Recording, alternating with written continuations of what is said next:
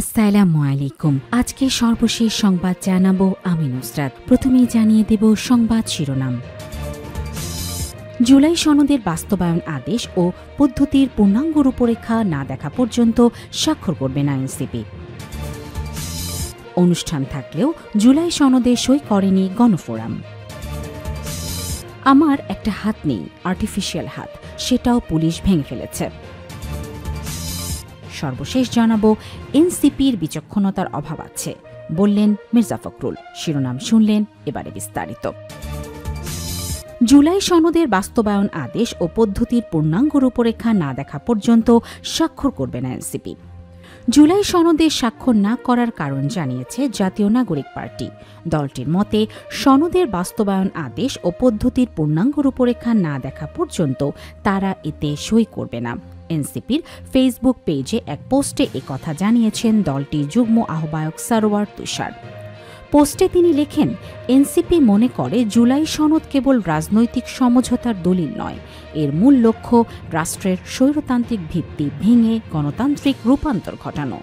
তাই এর সুস্পষ্ট আইনি ও সাংবিধানিক ভিত্তি থাকতে হবে। দলটি অভিযোগ করে রাজনৈতিক দলগুলোর ঐকমত্য কমিশনের সঙ্গে 1 বছর কাজ করলেও সনদের অঙ্গীকারনামায় বাস্তবায়ন পদ্ধতির উল্লেখ নেই, যা জনগণের সঙ্গে প্রতারণার শামিল। অতীতে রাজনৈতিক প্রতিশ্রুতি ভঙ্গের অভিজ্ঞতার কারণেও তারা সতর্ক। এনসিপি 3টি নির্দিষ্ট শর্ত দিয়েছে। 1. জুলাই সনদ বাস্তবায়ন আদেশের পূর্ণাঙ্গ টেক্সট ও জনগণের প্রশ্ন আগেই প্রকাশ করতে হবে। 2. প্রধান উপদেষ্টা ড.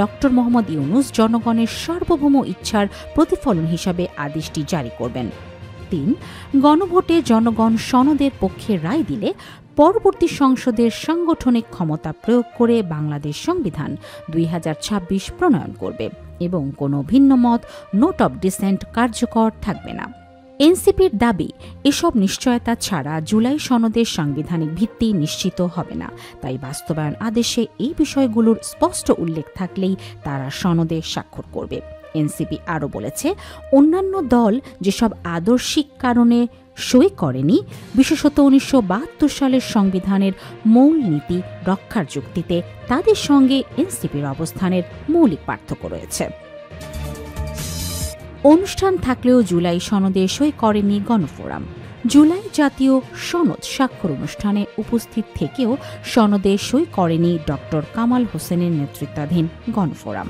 শুক্রবার 17 অক্টোবর বিকেলে জাতীয় সংসদ ভবনের দক্ষিণ প্লাজায় আয়োজিত এই অনুষ্ঠানে প্রধান উপদেষ্টা অধ্যাপক মোহাম্মদ ইউনূসের উপস্থিতিতে বিএনপি, জামায়াতে ইসলামী সহ 25টি রাজনৈতিক দল সনদে স্বাক্ষর করে। তবে গণফোরাম, জাতীয় নাগরিক পার্টি এনসিপি এবং 4টি বাম দল এতে সই করেনি।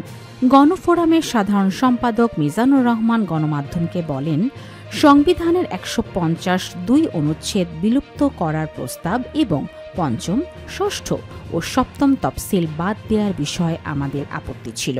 আমরা বলেছিলাম এগুলো সংশোধন করা হলে সই করব। আমাদের আশ্বস্ত করা হয়েছিল অনুষ্ঠানে গিয়ে চূড়ান্ত কপি না পেয়ে আমরা স্বাক্ষর থেকে বিরত থাকি। তিনি আরও বলেন, বৃষ্টির পরে আমরা চূড়ান্ত কপির বই পেয়েছি। কমিশন জানিয়েছে যে এটি সংশোধন করা হয়েছে। এখন আমরা পর্যালোচনা করে পরে সই করব।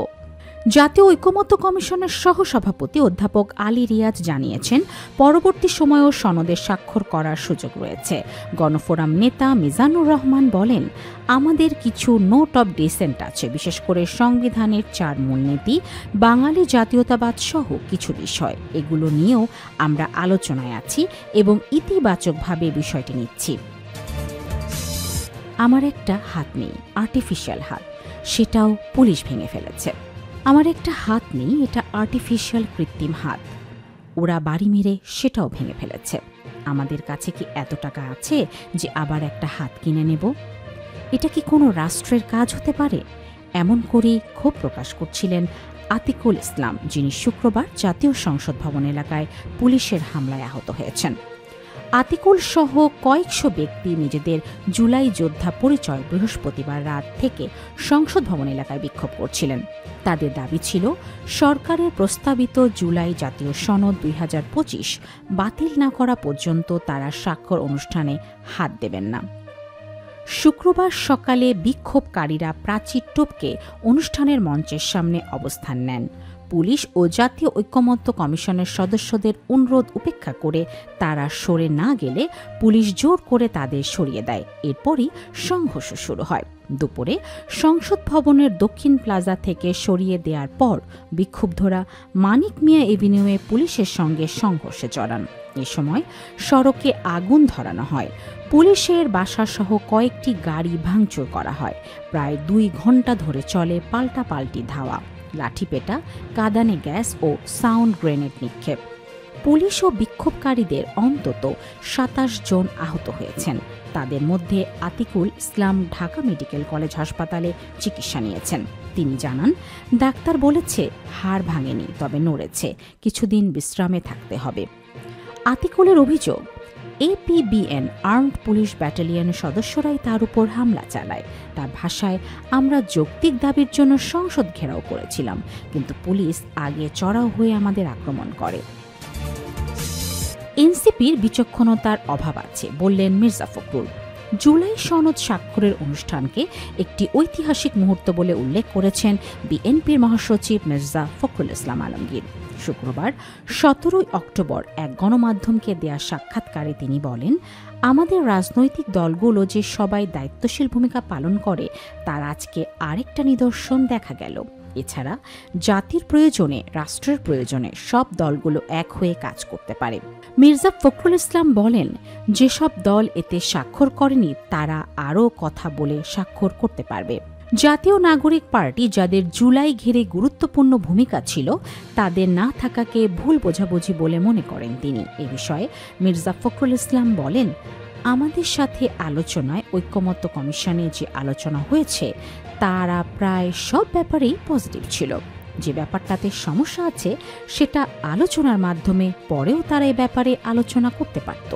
সেটা নিয়ে আমরা পরে আরও বসতেও পারতাম, কথা বলতে পারতাম, এবং আমি মনে করি যে এটা বিচক্ষণতার অভাব রয়েছে তাদের, না হলে তারা অবশ্যই এটা সই করত আজকে।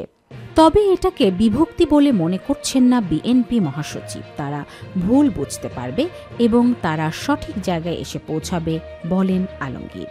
তবে বিভিন্ন প্রসঙ্গে বিতর্কের জায়গা রয়ে গেল কিনা সেই প্রশ্নের জবাবে তিনি বলেন, এটা কখনো কোনো দেশই কোনো কালেই কখনো পিছু ছাড়বে না। আর দুর্ভাগ্যক্রমে আমাদের স্বভাব হচ্ছে যে আমরা বিতর্ক করতে খুব পছন্দ করি, তবে সবকিছুর মধ্যেই যা রয়েছে তাকে গ্রেট অ্যাচিভমেন্ট বা বড় অর্জন বলে উল্লেখ করছেন তিনি। এটি বাস্তবায়নের ক্ষেত্রে সামনে আরও আলোচনা হবে বলে বলছেন তিনি।